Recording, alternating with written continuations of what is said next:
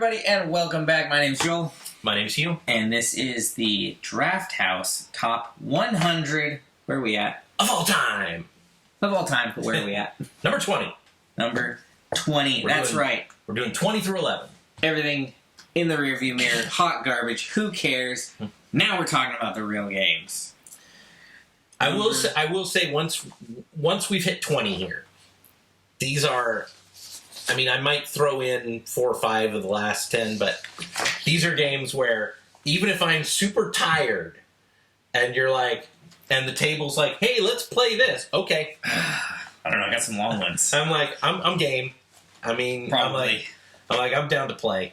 So, you want me to do 20 first? Go ahead. Okay. My number 20 is Kingsburg. Huh. No. We were just talking about Kingsburg off camera, so yeah. I think it might come up show soon up again.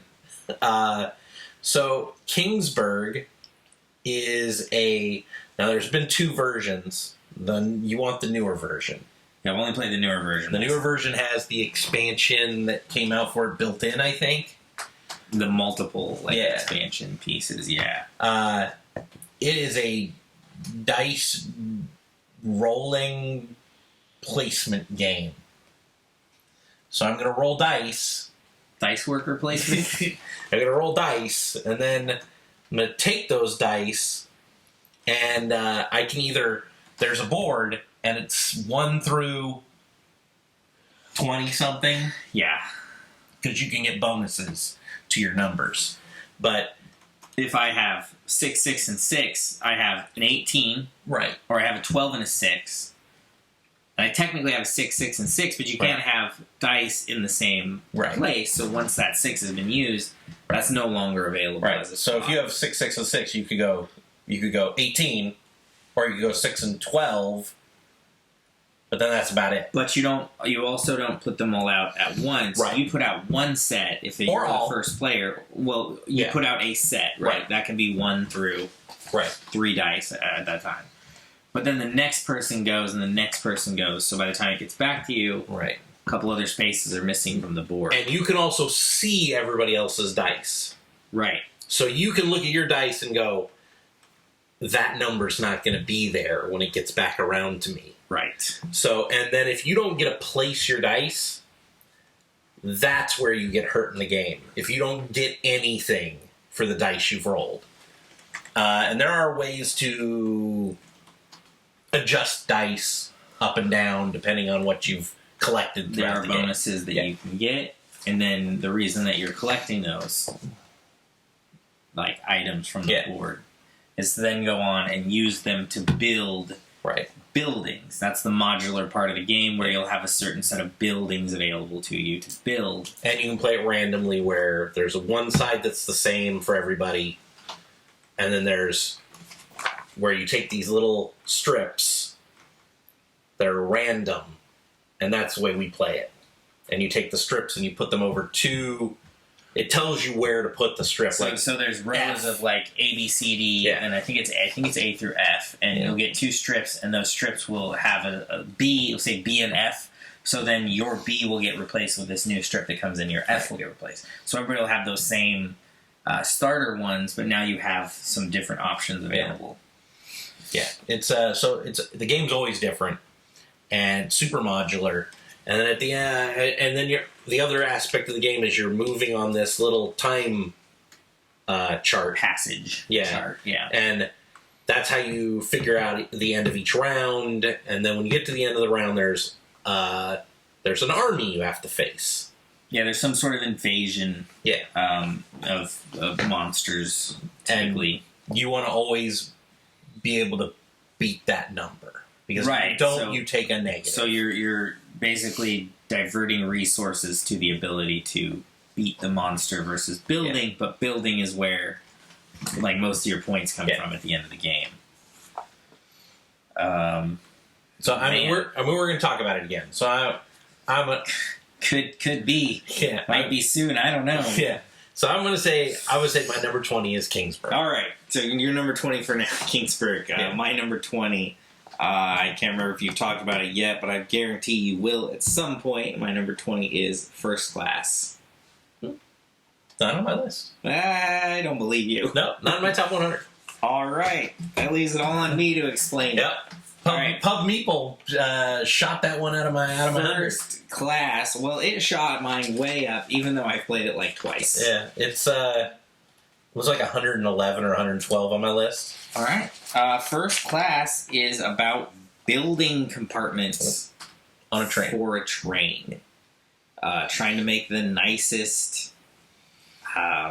And that's the base game because again, there's train. It's modular, and that's the tough thing to talk about with these games is that.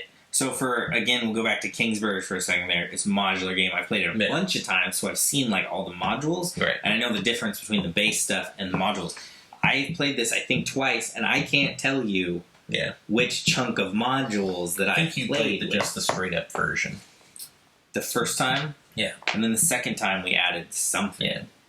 But it's a lot like Glenmore 2 Chronicles. Right, where it just comes There's just a little thing with, okay, we're throwing this in this time. Yeah, it comes pre-packed with a bunch of module stuff, and so it's a really quick in and out process to add these things, where you don't have that full separate box of an expansion.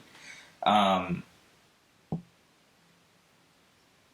felt about this game around the same way that I felt about Grand Austria Hotel, hence why they come up pretty close together. On the list, I can't remember if it's the same designer, but it feels like I also suck at this game. I like it though, but I suck at it. You suck at games. Ow, no.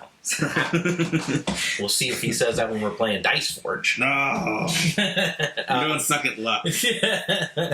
So First Class, you're building a train, but you're building higher numbers as you go, kind of thing, and you're also moving your guys on the train.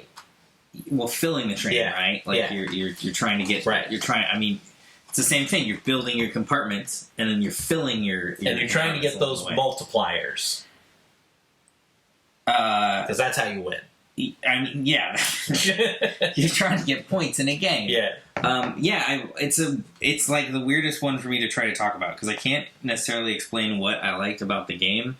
Just like overall. There's a million train games out there, and it's just kind of the one that I've liked. I do love train games.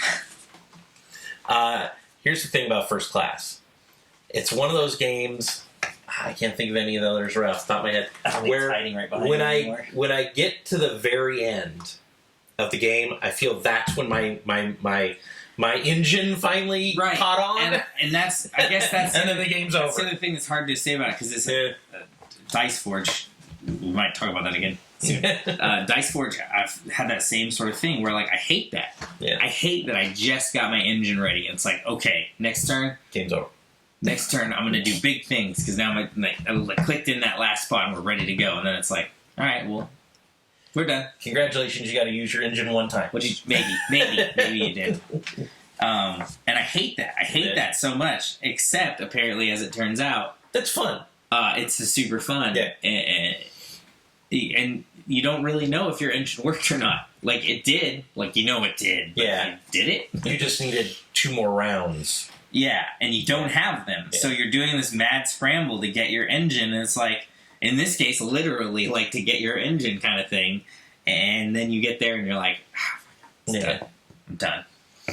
Nathan's really good at First Class. But I hate that. Except, as it turns out, I love it because Pub Meeple has shown me the light that it's a great aspect of these games. You put 2 games in front of me, I'm going to take that one. Okay. So I'm also just surprised it's not on your list. Yeah, like I said, I was amazed. This next one will be on your list. So I think it already was. Yep. Number 19 is Carnival Zombie. Yeah, it was on the list. Carnival Zombie is a co-op game. That was my number 48. That is hard to beat. It's good.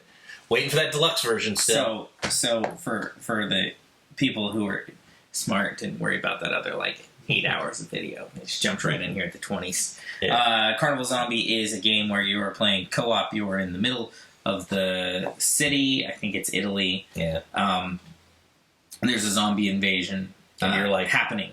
Carnival workers fighters. Yes. So from all sides of the board, zombies are trying to get into the center where you are at least in the first part of the game. You are building barricades. You are trying to find weapons. You are trying to keep the zombie population down so that you have a chance to escape when it's time. Yeah. Couple things happen along the way that make that difficult. One, when you kill a zombie, you have to see if you actually killed it, and the way you do that is a small dexterity side game. The zombies are cubes. And it's about this big. And there is a space that is, I think it's even smaller than this, but basically you'll try to drop the cubes on it. If they stay on the board, they stay dead. If they fall off the board, they come back. They go back to the board. You don't take anything off of this as you go, so this becomes a big pile, which becomes very hard to drop some on, and at some point you can drop one on there and 4 fall off. 4 come back at you. And also, if you kill a lot in one turn, you're supposed to drop them all at the same time. Right. So the more you're dropping, the easier it is to just mess up. And you're like, my hand feels sweaty. So you want to steadily, like, you want to conserve, but at the same time, you don't have the time to really do that. If you're conserving, you're not killing enough, and you're going to get overrun. Super ridiculous. Yeah. On top of that, just to give you one more thing, there is special zombies in this game, a la Left 4 Dead. Yeah.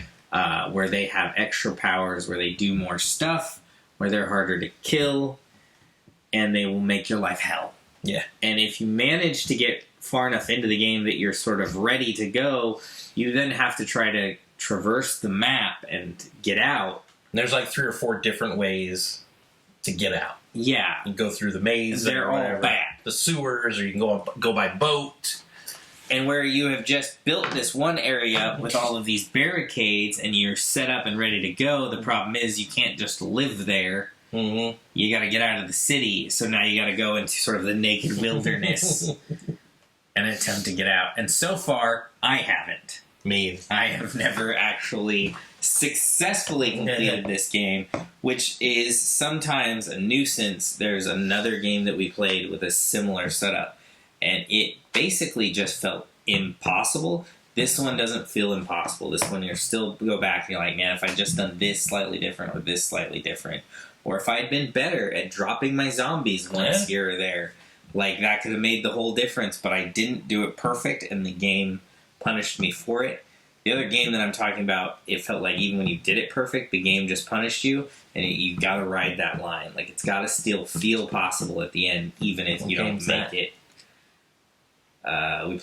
We immediately played the hard mode of Captain is Dead. Oh, yeah, Captain is Dead. And we got to the end, and it's like, there was just nothing there that we could have done better. That was rough. That's a rough game. That one didn't ride the line. Not that one, I didn't even bother to put in the list to check and see if it made it somewhere. Yeah. This one rode the line sort of perfectly, where I've never won the game. And I like winning games. That helps you get on the list. I've never won this game, and it is still number 19. So, 19 Carnival Zombie. All right. So my number 19 will be higher on your list. No. These people these Italian designers make a ton of really good games. I don't know what you're talking about. And Italian designers? And so my number 19 is Coimbra. I don't know how far up higher we're going to talk about it, but we're not going to talk about it today. Okay. So Coimbra is it's hard to explain. It's a point salad game. There's a map. Dice. There's dice drafting on one side, and then there's a movement aspect on a map section over here. And you're trying to drive your dice up the 3 charts or 4 charts, just like El Magnifico, and then it rolls that little Glenmore 2 map thing into the other side also. But you're putting out your dice. As you're putting out your dice, everybody puts out their dice. one person gets to put their dice in that little crown thing.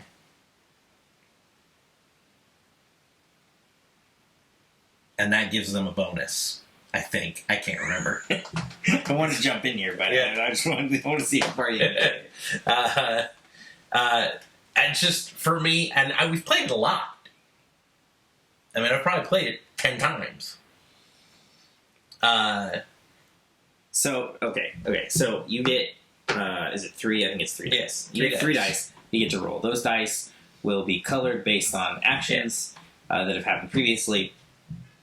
When you roll those dice, the color will matter at the end. But what you're dealing with at first is your number. The numbers, right? So the dice end up over on this side here, where you have different people that you want to buy. That you're attempting to buy, and there's 2 different currencies. So they either cost the gold currency or the green currency, I think it is. One of them is actual money. The other one's like reputation, prestige, something like that.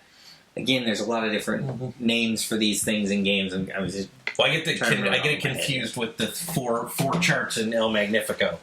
But yeah, the thing is, you want to get those. You're trying to get certain colored cards in front of you to help you out. So you use your dice, and the higher the die, the quicker you get to purchase out of the pile that you put your dice into. However, that will also increase the cost. Right. Based on the number that's on the die. So if you don't have much money, you of course can't use too much for a person that's going to cost gold. Right. But also, if you don't put your dice out at a high enough value, you won't go soon enough in the round to guarantee that you get that die or that person. Then once your die has been used for the auction side to add those things to your engine down below, then the color of the die matters for what you're doing in the second part. Right.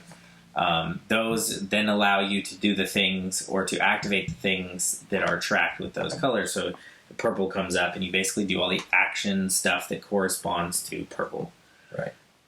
Well, the goal on the dice is where I'm putting out my dice. There's a guy over here, and I desperately want that guy. I want to put the highest number I possibly have, so I can go first.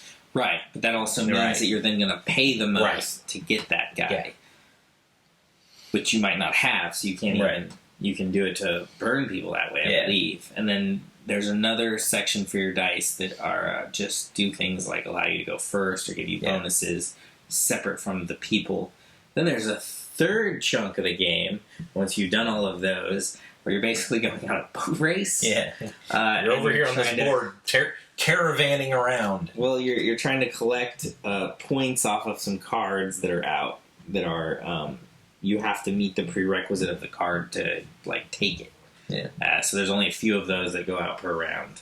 It's not a very high-scoring game. No. So every point sort of really matters. But basically, as they've built these games, they've added just an extra mechanism and streamlined what they did in the game previously. And I believe it's the same guys who made Trois, El Magnifico, Grand Austria Hotel, because there's 4 or 5 of them, and they kind of intermingle, and it's ideas. 2 will make this game, and 2 will make this game, and we just played the El Magnifico, the version. Marble moving game. Yeah, it was good. I liked it. But yeah, Coimbra, it's their most...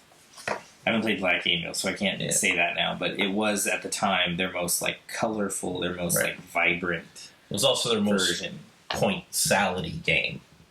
And probably their most complicated in, your full assortment of turns. But it was also very well set out in that everything was divided into a certain phase around, A, B, C, D, E. Yeah. And then cards told you when and where they activated and how they activated really well. Right. Because it could be confusing. There was a lot of stuff going on, but it sort of helped move you along the process without getting, bogged down with, okay, where do I go next? Right. All right. So that was Coimbra at number 19. Number 18 we've already talked about. Just 20 minutes ago. Number 18. Not for them. Not for them. On the last video. Number 18 is that kooky Castles of Mad King Ludwig. Again, Castles of Mad King Ludwig is an auction game to start the round where I put out 6 room pieces and I basically say how much each one of them are going to be worth. And then everybody else gets to buy a room before I get to buy a room. And then I get to buy a room on my turn and I'm building a castle. And like I said before, a lot of people compared this game they took Mad King Ludwig and they turned it into Suburbia, which I hate. Which had the same sort of mechanic for but everything was a square. But everything was a square, so it all fit together better. Right. But that was kind of the fun, like, X factor of Mad King Ludwig. Right. Was like sometimes you literally didn't know when you picked up a piece if it was going to fit where you thought it might go. And so in Mad King Ludwig, you're placing pieces on you're building your own castle. You're building your shapes, but certain colored rooms can't be played, like a Sagrada-like thing, where I can't put a red room against another red room. I can, but it'll give me a negative. Right. Certain rooms didn't want to be next to certain rooms. Right. There was actually, like, a reason for a lot of them. Right. That, like, makes sense as you're going. There's, like, the rooms where if I put it out there, the goal is I get bonuses for every park. Like, you don't... every forest that touches it. Yeah. You know? But you'd have things like, you don't want to put, like, bedrooms next to, like, entertainment rooms. Right. And then there's an upstairs and a downstairs, because you can build your dungeon. So there are pieces, when you're putting them out, can only be played to a dungeon. And so when you're doing the bidding portion of it, I can look over at Joel's thing and see that he doesn't have stairs down to a dungeon. So I don't have to worry about him buying dungeon pieces. I can make them, super cheap. But the game works really well. It looks great on the table. If you have 4 people playing and you have all these kooky shapes all driving all over the place. Spider web of castles slowly inching towards each other. And I've played with people who don't even worry if they're going to win the game. They play the game because they like building the castle and trying to have the most completed castle. Because you can just the thing is, if you can just block off doors on pieces, but then you're never going to get the bonus for filling out all the doors. Right. But you can close up stuff and just put a square against a circle and be like, whatever, I'm not going to ever be able to complete that. But yeah, so 18 Castles of Mad King Ludwig. So 18 on mine, we're going to talk about again. So we just did 20 minutes ago for us, last week for you. Number 18 is Dice Forge. Yeah! Dice Forge is a drafting game, but you're not drafting cards like you normally do, or pieces to put into a bag. In this one, you're drafting the faces of dice. So the dice are, the sides are swappable. So everybody starts out with the same exact looking die, and then as you roll your dice on your turn and collect resources, you'll then use those resources to buy cards, which will augment the effects of your dice, but also buy new faces to add to your dice. So you'll choose which of the old faces to remove, pop it out of there, slap the new one on, and now that's a piece that you have available to use, hopefully, in the next round.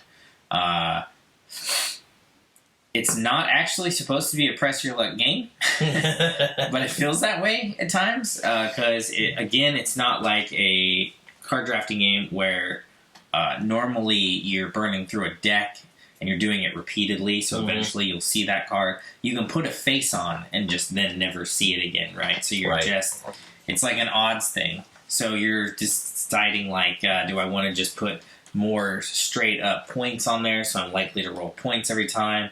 Do I want to worry about gold? Do I want to have a mix where it's like, okay, I'll choose turn to turn what it is that I'm going to purchase? There's also 3 different things that'll count as currency in the game.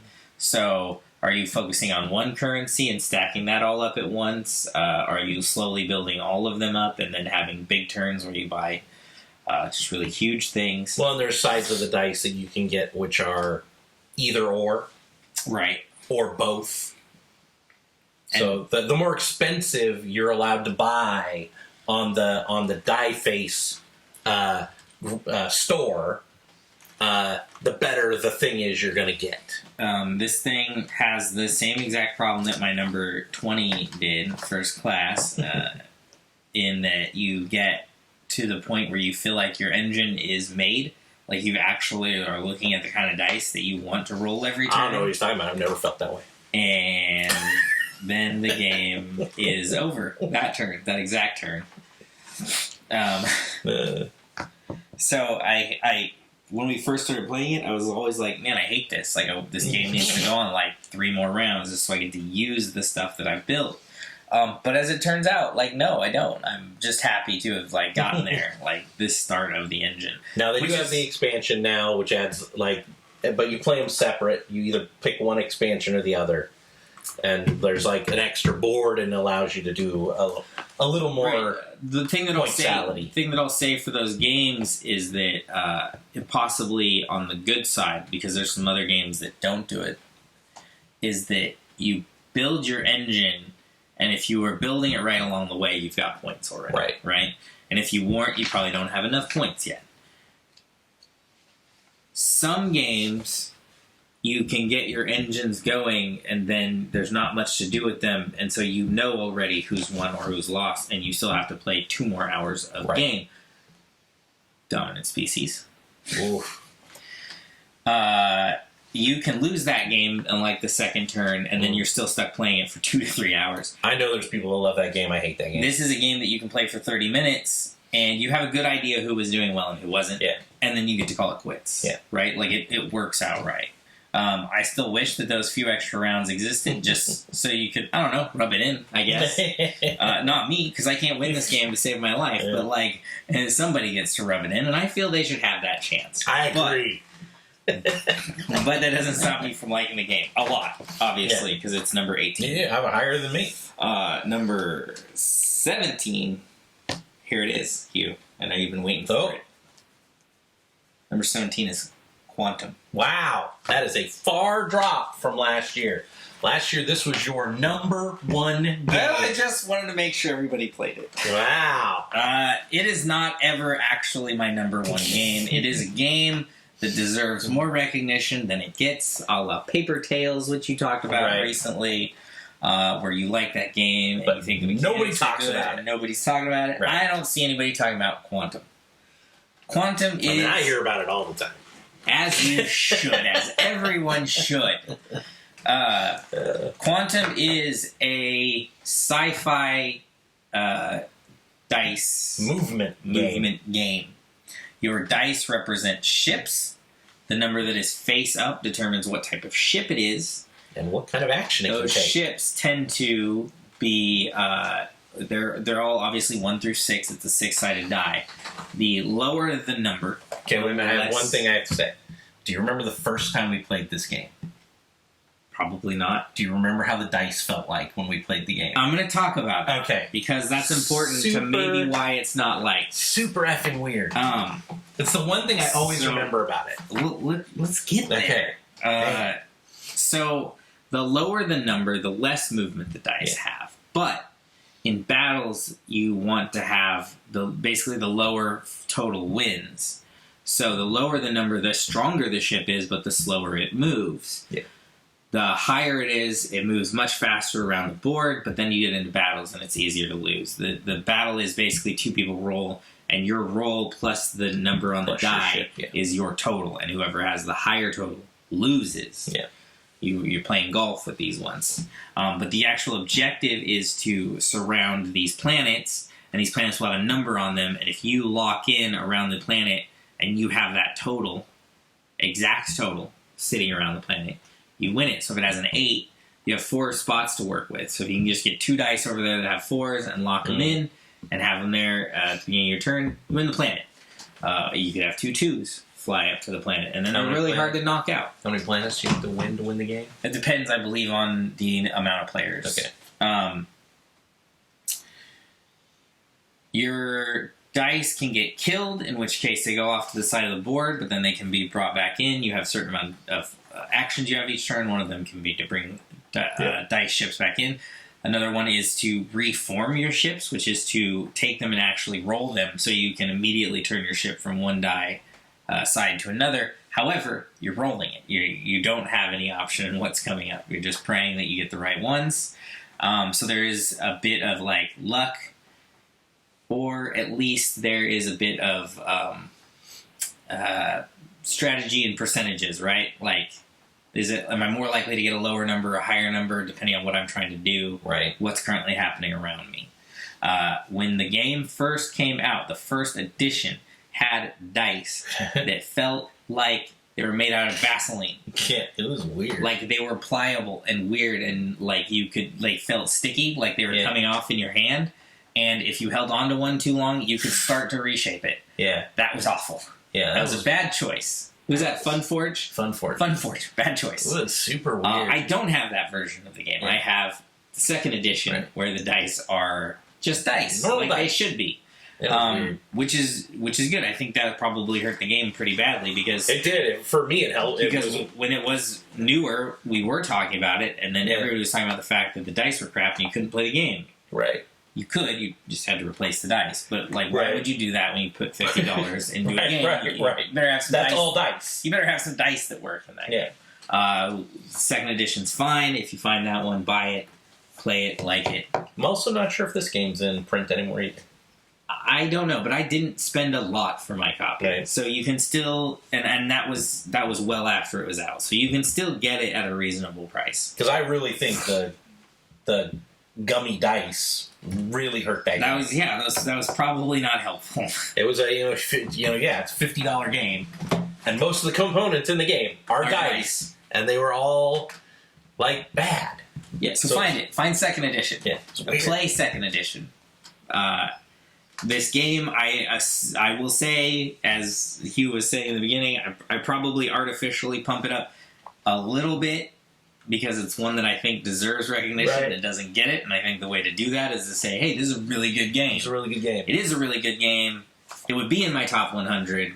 It is in my top 100 right now. Probably my top 150, 200, there somewhere. Hey, out of 4,000 games, that's not so bad. 4,000 isn't so bad. This is practically the same number at that point when you start talking about it. But, number 17, Quantum. All right, my number 17. I'm assuming it's going to be higher on your list then. So I love the Machi Koru function in a game. I roll dice. Everybody at the table gets something. Person who rolls gets the better of whatever it is, or gets to use both dice, or whatever the mechanic is for the game. So my number 17 is Valeria Card Kingdoms. So Valeria Card Kingdoms, for most people who are watching this game, probably played Machi Koru. You're buying up dudes on the map, on the table to put in front of you, and they're numbered 1 through 12. And there are guys you can kind of shuffle out of the game to give the game a little more module feel to it. You start out with a 4 and a 5, or 5 and a 6. A 5 and a 6, I think. At the beginning of the game. I think you start with a 5 and a 6. But you roll the dice, and if you roll a 5 and a 6, you get to do the function on the 5 and the 6. Or alternatively, you do 11. So as you build your little grid of people, so when you roll, you're going to always... You want to build it so whatever you roll, you're always going to get something. Yes. Stupid 4 every time. 4. Because the 4 card always sucks. Snake eyes. Yeah. And so when you're doing this, you're going to acquire money. You're going to acquire fighting. And so you can go fight a monster to kill a monster to get more stuff. Or you can use money to buy land. Or whatever they're calling it. You buy more cards for your tableau, or you can buy the domain cards. Right. Yeah. And the game works. And I'm amazed. I don't own any. I think I maybe own one of the expansions for it. But there's a bunch of expansions. Who puts out this game? Daily Magic. It's their best game by a lot. It is my favorite for them. Just to clarify, I already had this one. It was at 46. Oh, you did? Yeah, we talked about this. Okay, so I really like this game. It works really well. And for when we played it, it was the Machikoro killer for me. Yeah, for everybody. I just at that point just throw Machikoro on the pile, light it on fire. Why would I ever play that when I can play this? Good night, sweet prince. Yeah. Sorry. So Valeri Card Kingdoms, I don't know if I've ever played the game where I just didn't have fun playing it. I don't win all the time. Yes, I lose while playing it, but it's got the same thing that all of those games can have, where there's the aggravation of like I'm rolling the dice a certain thing, right, and I never roll it, and you just never see it again. Yeah, and it's like, come on, it was a 5. It's a 7. 7 should get rolled the most. Yeah. So my number 17 is Valeri Card Kingdoms. We'll go to number 16, which is super weird, and this does show you Pub Meeple's effect on. I like that game. I like this game. Because my number 16 is Space Base. Which is basically Valeri Space Kingdom. Yeah. Valeri Card Kingdoms, but the space version. There's no fighting in it. You don't fight monsters or anything, but for me, Space Base is my favorite of the Machikoru style games. You get a little board. The cards are gum stick of gum size. They're like narrow, and so you stick them under your board. You stick them on your board 1 through 15 or whatever it is, 1 through 12, and then you, as you flip them, as you go, okay, I'm going to take that card, I'm going to roll it, I'm going to replace it. So you only have one card here on your board, and as you replace those things, the others go underneath your board. And a little nubbin sits on top, showing you what you get. If Joel rolls it, I get that. And so you're trying to, as fast as you can, get cards flipped underneath your board, so you're getting more stuff on other people's turns than just your own. And there's a little chart where you get to move one thing up, where that's your starting money at the beginning of the round, so the higher that is, the better off you are. But the goal in this game is when you buy something, no matter what you buy, your money goes all the way down to that starting point, wherever your starting point is, during the game. Right. And so it makes it hard to buy something super expensive. Now, you can not buy something and leave your money way out there, so you can take 2 turns to buy something. But the game works perfectly. Again, just like Joel was saying, you could just buy all 11s and just stack all the way to the sky with 11s, and if some dope on the table rolls an 11... you score a whole shitload of stuff. If 11 never comes up, you lose. That hurts. There are some kooky stuff in the game. There's a ship that if you do this certain thing 3 times, you just win the game. You automatically win the game. Yeah, it's just a card that says, if you do this, and there's 3 sections to put cubes on, if you do it 3 times, you just win the game. And it's a 12, so it's the hardest thing to roll. But, and then you see Space back here. There's 2 expansion and then a big box that they've made for it. It's awesome. So my 17 and 16 are pretty much close to the same game. Space Base, good also. I had that one already on my list as well. That one was at 68, so I actually put it lower than Valeria. Yeah, you like Valeria a little better. Yeah, there's more to do in that one. Typically, the more you have to do, the more I like games. So become prevalent.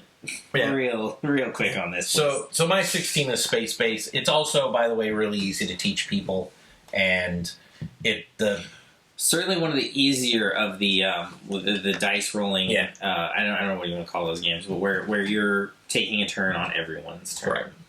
Yes. So 16 space base. 16. Pretty new game here. Well, actually, surprising amount of new games coming up, but 16 Paladins of the Western Kingdom. I think I didn't. It's not on my top 100. It's not on your list. It's floating around somewhere behind us here. Architects and Raiders made my list, but Paladins. This is Shem Phillips. Yep. He took all last year doing Raiders of the North Sea. No, not Raiders of the North Sea, but he did of the North Sea games.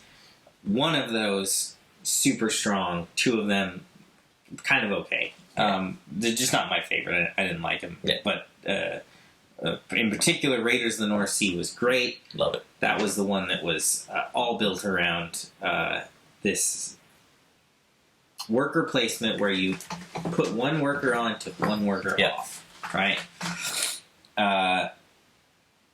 Strong mechanically. It ended up working out that well. The new ones that he's doing, the Western Kingdom set, have both so far been around the worker placement, working in a slightly different way.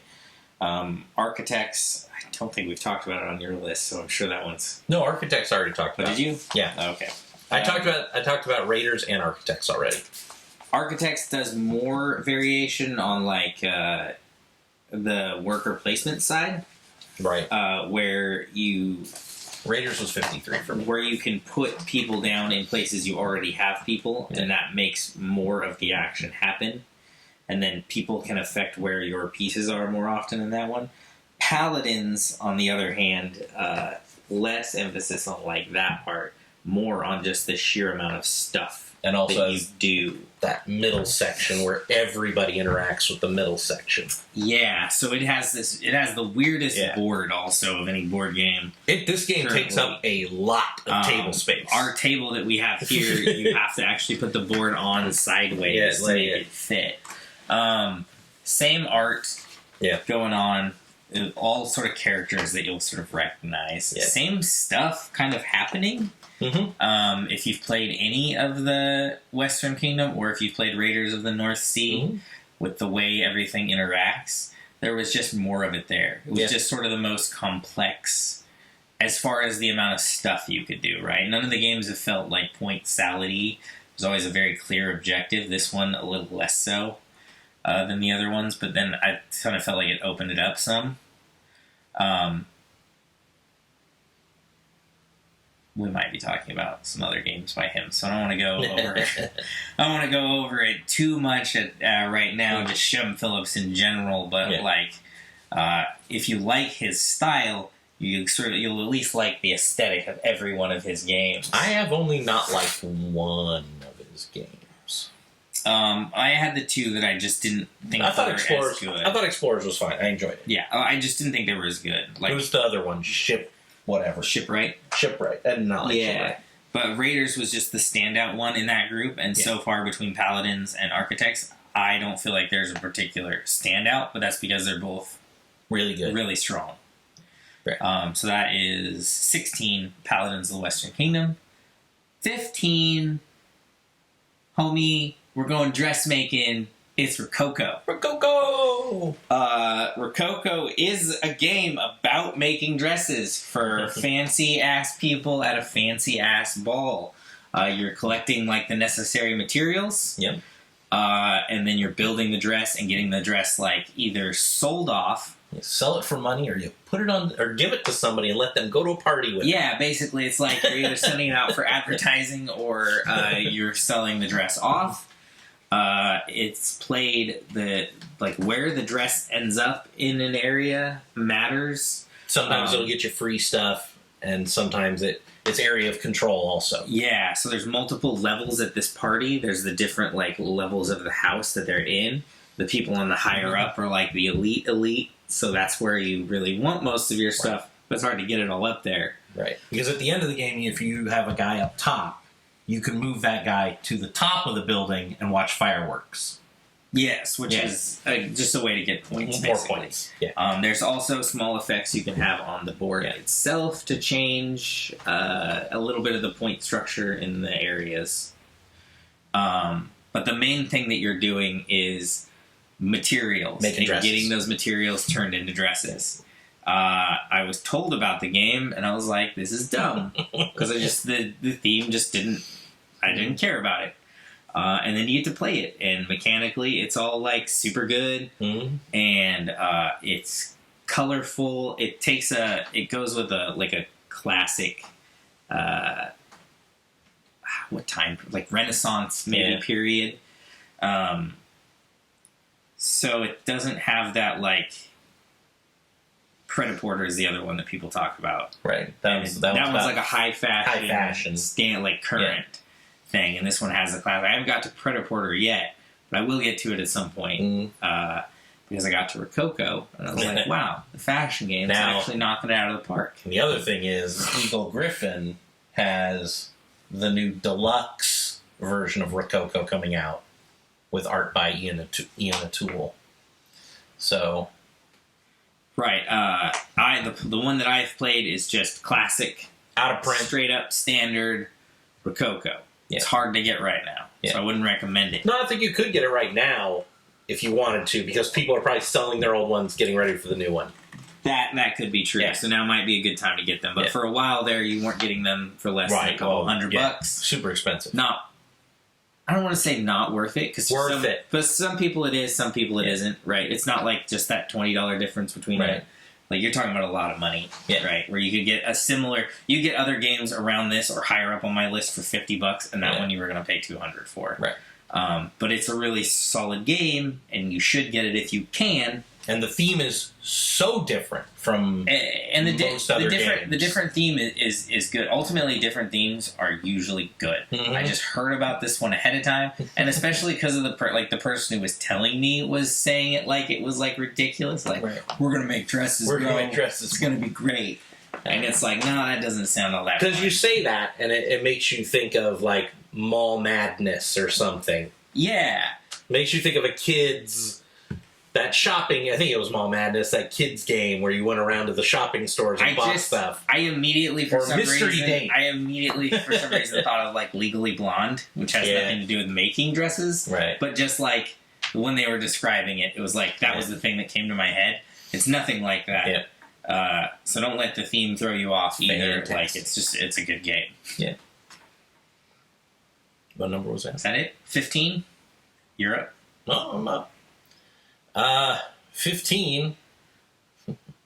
15 is fantastic. You're building a little city in front of you, along with everybody else, and it has anamorphic little animals on every picture, and it has a dorky cardboard tree that doesn't serve any purpose whatsoever, but man, it looks great on the table. Everdell.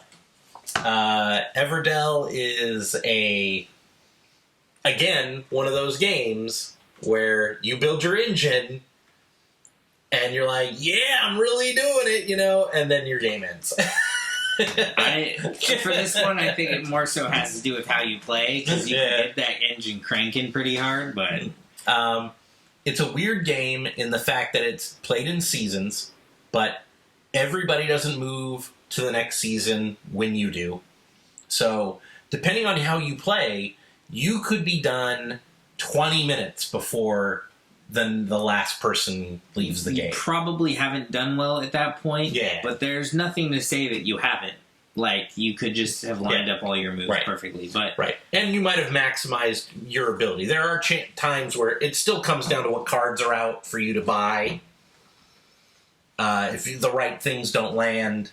sometimes you just have a hard time. Like, you've already filled your board. You don't have any way to like stash extra cards in it. So you're just like, that's it. I got it. Yeah. Turn in your pieces, and then you got your score, and then you just wait, I guess. And there's one expansion for it already called Pearlbrook, and then there's 2 more coming out this year. People really love it. It looks great on the table. Even with the dorky tree.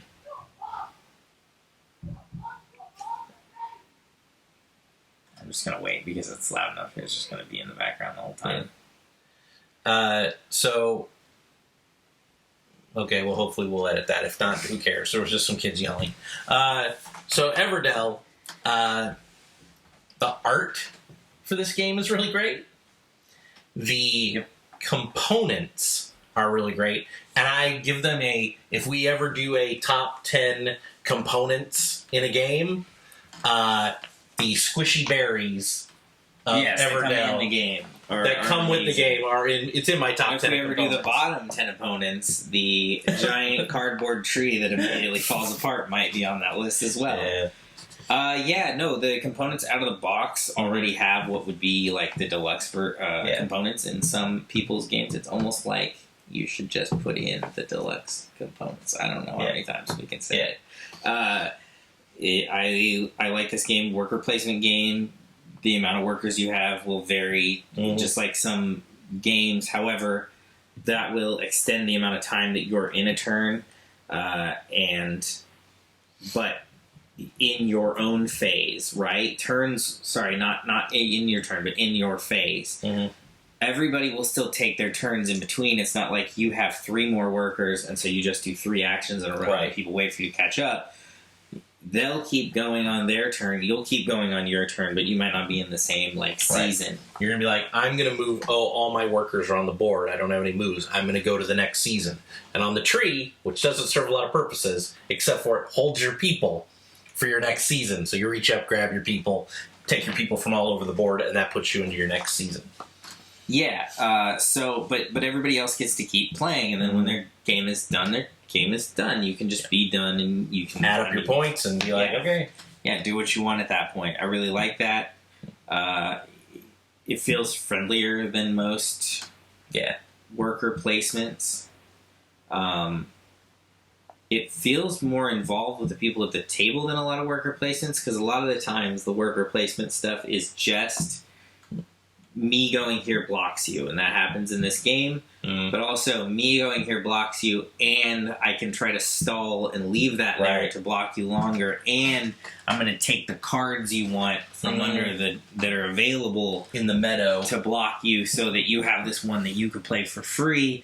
Screw you, I'm just going to pay my berries and my sticks and take it and play it on mine, so you can't do that. So every card in the game, a lot of them have which I love, is a chaining effect. Yeah, it's a very Seven Wonders style, where if this, then this is. So if I play the farm to my table, on the bottom there's like a little picture, and then so you can play the wife or the farmer, the wife or the husband for free. If on you can top of that, if you can find them. Yeah, on top of that space, which is also important because you have a limited area to place things. So being able to pack on top of cards creates extra space to work with, means that if you're making your turns last longer than other people's, you still have the room to actually work with it. So a very beginner person and a very advanced person sit down to play. The very advanced person wins. It doesn't stop the other person from playing and doing the stuff they want to do on their turns. Right, so that was 15 for me. 14. Here we go again. Number 14, made by a bunch of Italian designers. Lorenzo El Magnifico. In Lorenzo El Magnifico, again, super engine building point salad game. You have a board in front of you, you're building an engine portion, which is industrial. Right. And then there's another version on the other side, which is farming, I think. Yeah. There's the harvesting and the producing, basically. So the producing has non-resource stuff happening. And then the bottom side is collecting of resources based on stuff you've. So you're going to the board to get cards to build on your little tableau. So then on your turn you can be like, I'm going to run my engine, and then you run all the cards depending on what dice you put there. So the higher the dice you put there, the more cards that you have, unless they're all low numbered cards, they'll all run at once. So this is we were talking about Coimbra a little while back. Yeah. This is the pre that. Yeah. And so in this one, when you have your dice, the dice determine how far up a tree you can go to purchase the cards that are there that have their different effects. Yeah. Versus using them as like an auction thing. This is where they're doing something similar, but they've made like a little adjustment to it. Yeah. They have a really good like base that they've built, and now they just tinker with the outside. Right. For me, this is the one that works the best for me. People can screw you because the way it works with your dice is you're going to place it's a dice worker placement almost, kind of like that, where you're going to, there's the 4 different sections, yellow, green, purple, I can't remember what the other, and blue, and you're going to go up the board based on what the number on your dice is. And the thing is, if somebody else is there, you have to pay. Somebody else is in the same like line that you're in. You have to pay. If you're already on that line, you can't go there. Unless you use your family member that's not... The family member who's not royalty or whatever. Right. He's the little the servant. Black sheep. Yeah, he's like the servant guy. But he's a 0. So you have to give bonuses to him to get him up higher on the tower. I think they're called towers in the game. And each one is a different representative. It's your machines, it's your harvesting, it's your royals, and then whatever purple is, I can't remember. Or whatever blue is. That's like the religious. The blue is the congressmen, people who go off to the side here. Yes. And then purple is the religion. Is it the religion or the war or both? I think it might be both. And for a point salad-y type game, for me it works. I mean, if I'm looking at this list and it's like I have a lot of point salad games coming up, but it's one of the ones that mechanically works the best. Might not be the best one, but mechanically I think it works probably the smoothest. Building a machine. I'm going to build my machine and I'm going to roll the dice and I'm going to make my machine run. So, number 14 is Lorenzo El Magnifico. No, it's not, Hugh. Number 14 is Coimbra. Clearly... no, it's Glenmore 2. No, yeah. I already had it on the list. You already had it on your list. So this is high. This is high for you. No, it's exactly where it's supposed to be. Wow. This game's new. This is brand new, but we've played it more than half the games on this list already. Yeah. Engine builder again. You're building hard to explain, I guess. Because it's not necessarily an engine builder. Once a piece is sort of set, it only has a few uses in it. But you're collecting pieces of land as if you're exploring, right? Mm-hmm. So there's a set of pieces around in a big square, and you start over here, square 1 basically, and you choose which one to go to. Right. And then once you've gone to that, you add that piece to your board, and where you add that, 2 things. One, it's got to be close enough to a pawn, which is like a troop, that it can actually be placed as if they could see it to explore it. And then once that happens, it triggers itself, and then any pieces touching it. Right. So the most any one piece can be used is 9 times. Yes. And that is like a magical... Super rare. That is a magical number there. Yeah. But as you're going, these different places will produce different crops, resources. You'll get wood, you'll get sheep, you'll get corn. Beer barrels. Gold. You get gold. Yeah. You can get beer barrels. So those don't just like make themselves. It usually like a process that goes with it. And that's the base game. And then you're using those resources because you need them in order to purchase the next set of lands. Yeah. Or because lands that you have will take those resources and turn them into better resources or higher forms of points. That is the base game. That is just the very start. Oh, on top of that, you can end up taking people, which allows you to move on a separate piece of the board which is like a little travel section, right, where you're walking out from this main point. And they don't count towards your village. They don't go into your village. You just have them off to the side. Yeah. Those allow you to get extra resources, extra bonuses at the end of the game, and they are their own point score at the end of the game as well. At the end of every round. Well, yes, but I mean they're worth points towards the end of the game. That is the base game. That is your starting point, and then it comes with 10. I'm going to say modules. Yep.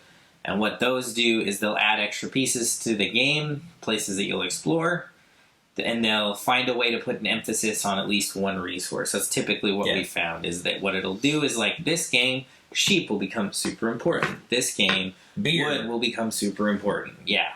Haggis. And then a couple of special ones, like this game, rivers, which are pieces that will show up on your board, will become super important because there's now ships that are sailing around from board to board, and you're trying to sail your ship as fast as possible around each of the boards. Right. But you can also delay other ships by adding more pieces to your own board, but then your ship has a further distance to go. There's that one's a weird one in particular. I really like that one. That gives you something new to worry about in the game. So already there's a lot going on in the base, and then simple like switch, you just add a module, and now it's really changed the whole emphasis of the whole game, so you're now doing something different. The modules can also be stacked together to create multiple different like scenarios that you're working on. Very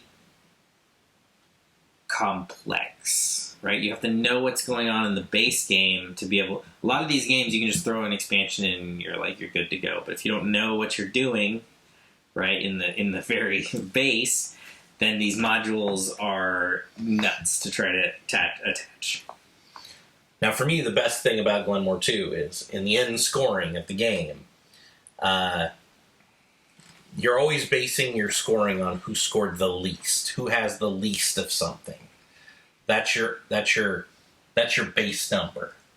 So, at the end of the game, if I have kept my little town to nine tiles, the guy across the way who has 20 tiles, or 15 or 16 tiles, he gets negative 3 points for every tile. And this game is not a high-scoring game. So, because of that mechanism, it draws the guy who's been piling up his town all game long. It draws him right back to the pile point-wise. Yeah. It's also not a never-ending increase on the scores, so you can't build an engine of one thing and then just churn it forever. Right. You have a cap on how many points you can get out of any particular item at the end of the game. Yeah. So, and your resources themselves, those just get turned into money at the end. Yeah. So in that way, it's like a never-ending resource, but the money is not worth that much. Right. So hopefully you've used it in the game to produce the other things you want in order to get the base points. So you can't just focus one thing. You have to stretch it out. You're like, I'm really raking it in on beer barrels. But then the modules come in, that's still and that points. alters it, where maybe something is worth more points, but it's never like a never-ending supply that way either, or an unlimited point factory that way either. But it'll put an emphasis in an area. So games are always tight. Yeah. They're always close because you're always watching everybody to see how many they have, because how many they have affects how many points you actually have. Yeah. You can't just play solitaire in this game. You have to know what's happening at the table. So very good, like, competitive Euro, right? Where you're actually like doing head-to-head things. Super modular with all those little modules you can put in it. Yeah, it changes the game up totally. Yeah, and again, you can add one, or you can start mixing and matching with modules to do all sorts of things. Like, I remember the time we played with the haggis one, and I was like, "Oh yeah, I'm scoring big with these haggis ones." I'm like, "Oh, I'm not scoring big with these haggis." Big with this haggis, and I've done nothing else because I was like, I thought haggis could win it all. Right, I thought this was how I was going to score all my points. As it turns out, you just Sometimes he just needed to keep them as sheep and cows, man. Yep. Number 14, Glenmore 2 Chronicles. Yeah. Number 13, talked about. It was a list ago, so we'll talk a little bit more about it, I guess. Number 13 is Kingsburg. Oh, that was on this list. Never mind, it was on this list. Yeah, it was number 20. But this is another game that works out pretty modularly if you have the newer edition. Yeah. Each round, you're rolling 3 dice. You're using those dice to go to an area on the board. The dice are being counted as their number, and that dictates where you can go on the board. So if you have 1, 2, 3, you could try to go to spaces 1, 2, and 3, or you could go to space 6 by putting them all there, or you could try to go to space 1 by adding the 1, and 5 by adding the 3 and 2. However, you're not doing it all at the same time. You're getting to place once, and then the next person's getting to place once, next person's getting to place once. And once a place has a person on it, you can no longer go there. So you're risking it by trying to split up the dice, but you might get more resources out of it that way. So you have to determine the risk is worth it. Then you're using those resources generally to buy stuff that makes it easier to build buildings. The main thrust of the game is building a bunch of buildings inside of Kingsburg. The game gets played over rounds. The rounds are considered seasons. Small effects trigger throughout the game on different seasons until you get to the end of basically a year where a monster will attack. Every year, one monster will attack.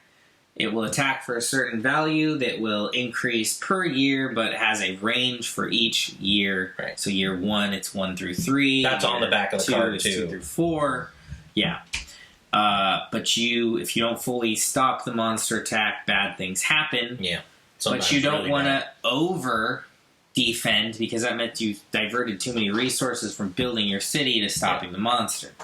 So, there are ways to figure out what the monster can do, but typically not every round. You're not going to be able to get to see that. Or you're going to have wasted a lot of resources figuring out what the monster did, so you might as well have just stacked up and, prevented it from happening. So, you're playing a weird balance between building up your city, prepping for this monster, or prepping intel on the monster to know exactly how far you need to go. Right. Which is also helpful to people around the table because they can know how much defense you have or have a good idea. And if you've already looked at the monster, now you've given them free info. So there is possibly a bit of a bluffing component to it. But generally, it's just this dice drafting. Also, I really like the dice in this game. Why? I don't know. They're just cool looking. All right, and it's got cool dice. It's got cool dice. And then the modular part is that if you have the newer version of the game, it was an expansion, I believe. If you have the old version, if you have the newer version, which costs the same amount as the old version, you might as well have that. It adds, so the buildings are divided up into areas, A through F, so A, B, C, D. These will give you replacement building sets, right? So you'll draw one and it's like, B, okay, now my B line is this new set of buildings, and D, now my D line is this new set. Those come with different effects of what they do. Some of them are defense, some of them increase, population, some of them increase how many resources you get, some of them increase or decrease what the dice are so that you can modify them slightly as you're putting them on the board. So it adds a lot more variety available to the game. Again, the modular stuff built into the games, that works out well. You have to have a decent core there, though, right? So if you can sit down and you like the core as is, then the modules are fantastic to have with all the extra stuff. New version looks a lot better, too. New version also looks a lot better. Games are a lot better a little bit better about their art these days. There's so many games out there, they really got to grab your attention. Yeah. Many of the companies have figured that out. Some of them not so much, but most of them at this point. Yeah. So some of them have not. So games are starting to look fantastic. So if you find Kingsburg, I assume it's just second edition. Yeah. That's the one you want. So that was number 13, Kingsburg. Oh, it's my turn. Yeah. My next two are going to be weird. Okay. So my number 13 is the smallest game in my top 100. I know what it is. It's Deep Sea Adventure. Yeah. So, used to be my favorite pressure luck game. It's now my second favorite. So, Deep Sea Adventure is from Oink Games. It used to be pretty expensive, like $30 for this little tiny box. Now they've got some sort of deal and they sell them at Target. And I think you get it for $20. So now it's only really expensive $20. Yeah. It is still a small little box, but the components are everybody gets a little meeple, you got a little submarine, and everybody's sharing the same air, and you're just diving down by rolling dice, going down on these little chits that have points on them. You can't see the points until the very end of the game if you pick stuff up. It's treasure. So I roll dice and I go down. But every time you pick a treasure up, the next time it comes around your turn, the submarine loses 1 oxygen. If I have 2 treasures, it loses 2 oxygen. When the thing gets to 0, I think it's 25 oxygen. When it gets to 0, everybody who's still underwater is dead. And all your treasure goes to the back end of the line. The treasure you picked up also slows down your ability to move, and the maximum you could move in a turn, 6. I believe, is 6. Yep. So every treasure negates that by 1, but you're determining that by rolling dice. Right. So that are you could labeled that are 1 to 3, 1 to 3. So you could roll a total of 3, and if you have 3 treasure, you're not going anywhere. Just standing there in a space, hoping you don't die. It is the number 1 game with the rule of greed kills, because it does. The farther you go down, the more treasure is worth. So if you just grab a bunch of treasure at the top, some of those are even worth 0. Yeah, so, useless. A lot of times when you play this game, most everybody dies. But it's a really simple game. It's played in 3 rounds. It takes 10 minutes, 15 minutes, maybe. It comes in a box this big, and you can put it in your pocket. It's just really, really good. So, number 13, Deep Sea Adventure. Now, number 12 is one of my bigger games on my list. It's right behind me. Brass Birmingham. Brass Birmingham is like one of those quintessential Euros where now this is the newer version because there's also Brass Lancashire, I think. Lancaster, Lancashire, can't remember. But that's the old version of Brass. And then they came out with a new version, which is Brass Birmingham, where they added beer to the game. So added an extra resource. But you're basically just traveling around with little trains, pick up and deliver, basically. You're moving coal but you have to have a direct line to get there. And if you don't, you can't deliver it. And that's kind of how you make your money in the game. The game is super complicated. Like, I would never teach somebody this game. Unless they'd played 20 other games like this. Yeah. Because it is a game where you can get smoked. Yeah, you can get hosed on this. Yeah, you get hosed in this game. You can get beat by 70 points. So the where and the what you can do in the game is based on cards that you have. So those cards can be extremely limiting. They can be very far apart to where you can't connect routes properly. Yeah. So you have to figure out. You have to know how to nudge the stuff around to make it work in your favor, which can be very difficult. You're also dealing with a bunch of different resource types. Also with your opponents, too, because they're going to try and fuck you over. Right. So you have to juggle your different resources. There's a place where you can buy and sell some of those resources, which knowing when and where to trade for money versus when to buy. There's a lot of moving pieces in this. Yeah. It also gets played over 2 different sort of eras. Yeah. So in the first one, you're just using... Right, and then you remove everything and put it back. Right. Well, in the first era, you're only using train routes, right? Yeah. Or you're only using the water routes. Can't remember which. No, you're using trains, I think. I don't know, maybe it's water. I can't remember. We play a lot of games. So there's 2 different rounds, right. and in the first one you're limited by like which routes that you're able to use, and then the second one they open up the routes. However, some of them are you have a lot more stuff, and you have a better like base that you're starting from, so you can expand further and faster. But there's more people that might be running through your routes at that point. And then, depending on how you're building up your buildings by levels on your board, and they're out on the table. But if they're not a high enough level, when you switch that season switches, if they're not a high enough level, they come off the board. Yeah, so it'll just wipe stuff that you've already worked on. Yeah, and so then you're kind of back at ground zero on that section.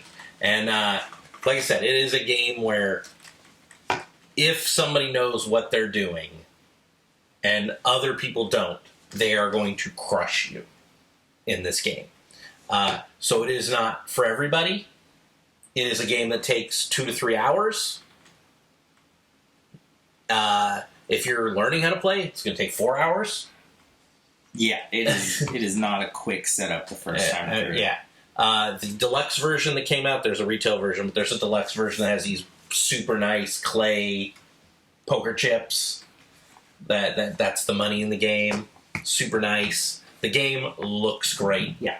Deluxe version. Yeah. Like, it's one of those ones. Don't bother, because you're either going to love it and you're going to keep it, or you're going to desperately want the deluxe version, or you're going to get rid of it. And the deluxe version you can still sell for the price you got it for. So, but my number 12 is Brass Birmingham. Like I said, if you like complex games that are beefy, I mean, it's not a GMT military game, war game, but I mean, it's a long game.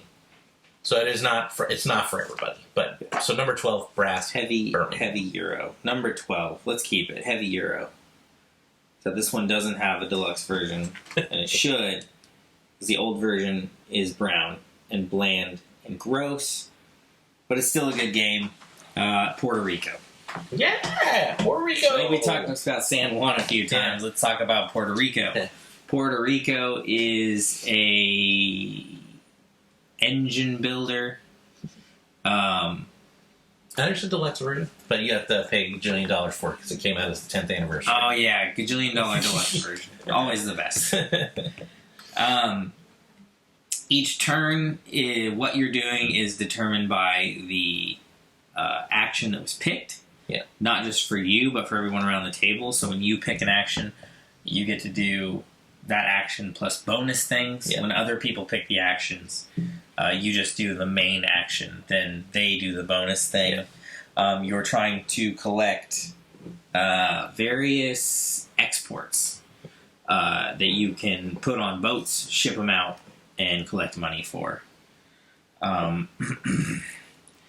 I mean, the first thing to talk about always with Rio Grande games is the terrible art, and they're super bland. So I can see it right here. Super brown. I don't know how much money they save by doing that every time, but they do it every time, so I assume it's a lot. Because their games are all generally pretty good. Yeah. And should have something more pop to get you to look at them. That is a game that if you can get people to play it, they will like it. Yeah, generally. But if they're in a game store and they're looking for a game to buy, and you look at that on the shelf compared to Brass Birmingham or pretty much anything else over here, they're going to be like, "Why that one? This one looks a lot better." Yeah. Yeah, if you put that in Bunny Kingdom next to each other, I'm playing the bunnies. Yeah. But this one mechanically like much stronger. Oh yeah. Game, very solid. You're buying buildings, and these buildings will enhance like the way that you do crop production, or when you go to ship stuff out, like how much you can get out, things like that. So I mean, it's like, for the theme, I do love that part, though. The loading your crops onto the boats and people can try to fill the boats. Yeah, for the theme, like it all fits fine. I don't think it adds anything to it. This is strictly about like the mechanics of the game. The mechanics are really finely tuned. Yeah. And that's the thing that like drives it home. Yeah. So in another like setup, this would be considered a worker placement because of the way the things go. You're choosing this thing and nobody else can. Everybody else is removed from it. Even the components in that game are boring. Yeah. Yeah. There's a bunch of cubes. They're little wooden cubes, and they're all just shades of brown. And then little tiny chits of cardboard for, okay, there's my coffee. Yeah. But still, for me, worth putting at number 12 because, again, works perfectly. Once you get through the this doesn't look like a thing worth playing, it's a thing worth playing. Someone really does need to take that game and re-jazz it up. I don't know who. It's not Rio Grande's not going to do it. Yeah, Rio Grande, what is happening over there? Like, you see all these artists showing up doing all these games. You can't just hey, you guys, when you're done with that, you want to jazz this one up for us? I don't know. I feel like I should feel bad for the artists who originally did. But they got paid. They got paid a long time ago. Yeah. Maybe not very much, a long time ago. They got paid. Set that stuff aside. Yeah. Give me the fancy, nice version of this game, please. Yeah. And I'll buy it. Again, we'll buy it more times. They re-released the expansion, which had been out of print forever, so... We talked a lot about Puerto Rico and things like Puerto Rico recently, so there's not much more to say. Just mechanically, this is a super sharp game. So number 12, Puerto Rico. Number 11. Let's all read minds. It's not the mind. No, it's not the mind. It's Debonair. Oh, Debonair! That was good. That was on my list way back. Yeah. But I was amazed it made my top 100, actually. Well, I like card games. Yeah. And this is... You really like this game. Yeah, it's because it's really good. The second you played it the first time, you were like, on your phone looking for it, I can't find it, and Nathan was like, I'll just sell you my copy. You're like, okay. And I bought it that day. Yeah. Okay. So you are going to get... So the idea behind the game is that you're a bunch of psychics. And you've all decided to get together to prove who's the best psychic of all. And the way you're going to do that is with a card game. The card game is it's built into different suits. There's 4 suits, but the 4 suits have to do with different psychic things that you can do, palm reading and some of the cards are removed from the game, whatnot. Yeah, to make it hard. Yeah, I'll get there. So you can't count cards. So. Each deck has a certain amount of cards to start with. Certain decks have more, certain decks have less. Some of the cards are immediately going to get removed from the game from the start so that those numbers are thrown off. But no matter, I think, however many people you're playing, you're going to start with 8 cards. You're going to see all 8 cards. So you now have a small sample. You have a small bit of knowledge on what's available. You have a lot of knowledge for what's available for this turn, but not out of the total. So you're going to look at those 4. You're going to choose, you're going to look at those 8. You're going to choose 4. You're going to pass those 4 on to the next player. And the same thing is going to happen to the person in front of you. So you're going to get 4 new cards. So you're actually going to have seen 12 cards. You will have the knowledge of 12 cards. Sort of an understanding of what you have available for the 4 different suits. So on your turn, you're always going to play a card. When you play a card, you play it to whatever suit that it goes to, and there's a corresponding little board section for that. Right. And on that, you're going to have your token for your character, and it's going to be something that this magician had on them. One of the ones I remember is a coin, one of them is a ring, little things like that. Mm-hmm. So when you play to this suit, you then take your coin or ring or whatever your token is that's over on that side, and you're going to move it from the top of the board to a number, and that number is basically saying I think there is X amount of cards. So the palm reader one is the lowest amount of cards. It's only ever going to have like 4 total. So it's got 1, 2, 3, 4 on it. Right. And I think it actually has 0, 1, 2, 3, 4. Maybe. I can't remember. But I think you might be able to go 0. But aside from that, you have the numbers that are available, and you are actually sure that there's probably 4 cards because you saw 3 of them. Right. And you kept 3 of them. You're going hard on this one. So you put a card down and you say, there's only going to be 1, and it's the one I just put down. Mm-hmm. Now you know that that's wrong. Correct. But now anybody else who's seen a card knows, oh, there's at least 2. Now if you can wait to play your cards for a little bit, you could wait to make sure that card comes out. Now you know there's 4. So you're going to play another one, and you're going to use that to pull your 1 piece. to 4. No, you can't. It can only go up 1 or 2 down. Right. Yeah. But you can pull it all the way off the board as if you're not playing in that area, as if you're not betting. But you can pull it all the way off and then play the 3rd one of yours that brings total to 4 and pull your piece right down to the 4. Yeah. Now, you basically locked in a bunch of points on that one. So what you're going to do is you're going to play out the round down to 4 cards. Yeah. Then, one more time, you're going to look at the 4 you have. You're going to take 2 across. You're going to push them to the next guy. You're going to get 2 from that guy, and you're going to continue to play. And now you have just a little bit more information. But at the end of the round, you're going to look at how many cards are played out to each space. You're going to see where everybody's tokens are on those little boards that correspond to the spaces. If you hit it dead on, you're going to get a bunch of points. If you're within 1 of the number, you're going to get a couple points.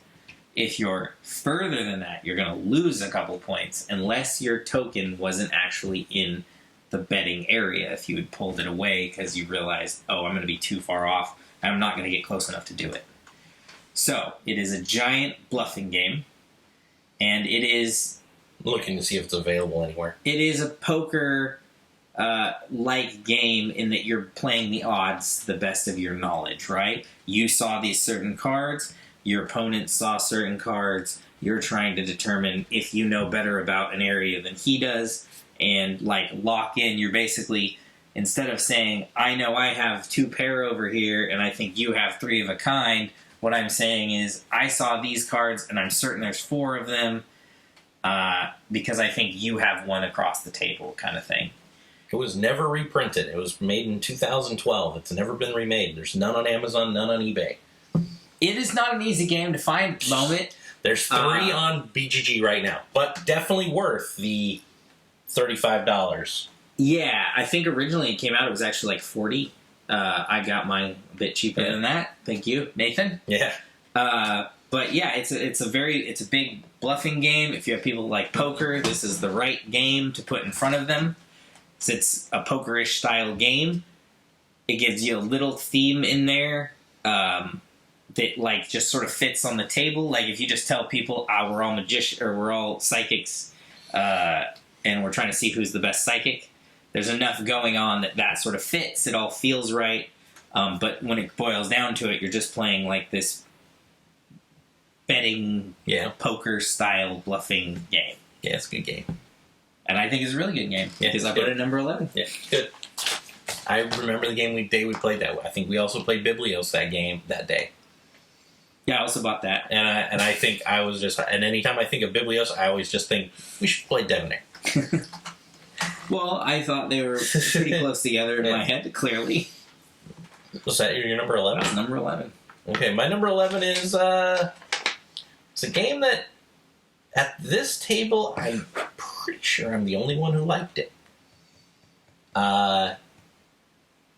It's Heaven and Ale. Heaven and Ale is a game where you're buying stuff and you're putting it on the dark side or the light side of your map. Based on that, that's how much it costs to play it, and also basically how much you're going to get in return for it. You're trying to surround little shacks. Those can go up to houses, and they can get you more stuff. The key on Heaven and Ale is the fact that you have 5 markers on the board that you're trying to move. Everybody has their own little board. And you're trying to drive these markers up and around your board as far as you possibly can. But your score is based off where your last one is to where your farthest one is. Because what you're going to do at the end of the game for scoring is you're basically just going to drive them back, one up, until they kind of all meet. And once all your pieces are in the same place, that's your score. And it is a weird scoring mechanism, and not a lot of people love it.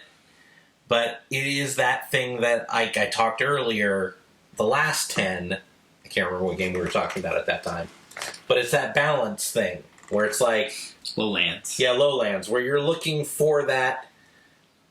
You're trying to make sure that you know that all your stuff is going to drive to a higher... That middle section. So you're going to win. Right. And the difference between so if you're really good at one thing, it doesn't fucking matter.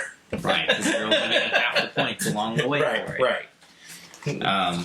Except the difference being, like, in Lowlands, it's like a group effort. In this one, it's like, what are you personally? Right. You have to be responsible for both sides of the equation. Right. In Lowlands, you can end up being responsible for one side, and that can be great or can royally screw you. In this one, you know if you're only responsible for one side of the equation, you're screwing up. Yeah. I really love the scoring in Heaven and Ale. I know most people I've played with do not like it. They just came out with an expansion. I liked it. It's not in my top 100, but I liked it. I haven't had a chance to play with the expansion. I don't know if that fixes some of the stuff people thought were wonky in it. I just really loved the game. For me, that scoring mechanism is different than any other game in my top 100. So, give it a try. I would say go to a game store. You know, we have Guardian Games here. They have a used copy. You can go sit down and play it. But if you play it and you like the end mechanism of the game, then I would say go buy it. But it is a thing where people are playing it, and if you don't play a lot of hobby games, and you do that one thing, you move your ale maker guy, your brewer guy, super far.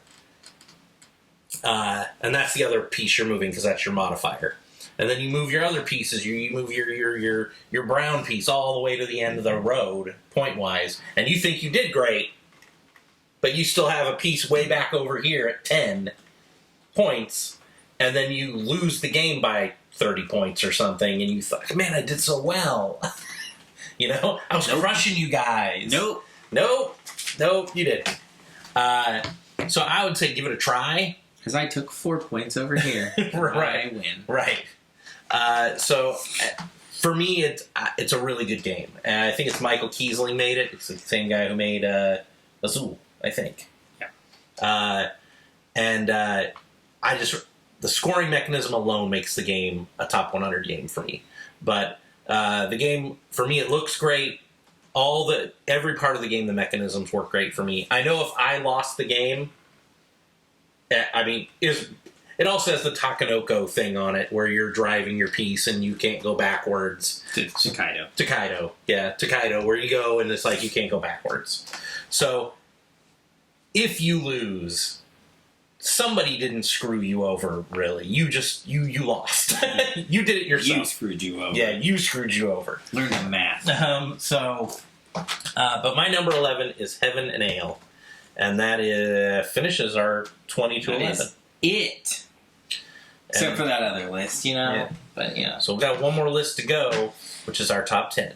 Yeah. So, come back, because obviously everything we've talked about up to this point, complete hot garbage. Yeah. It was just to trick you into watching hours and hours of videos. Rambling about games. So come back when we talk about the real important list, the top 10 of the Drafthouse Top 100. I'm Joel. I'm Hugh.